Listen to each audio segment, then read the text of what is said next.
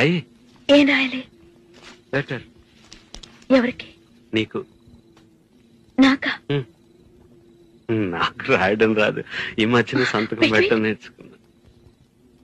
నాకు నువ్వు రాసే ఉత్తరం నేను రాసి నాకు చదివి వినిపించి తర్వాత నువ్వు చదువుకో. I like it. చెప్పు.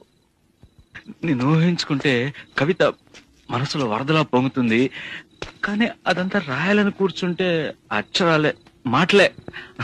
ఊహలన్నీ పాటలే కనుల తోటలో, అదే తొలి కలల కవితలే మాట మాటలో.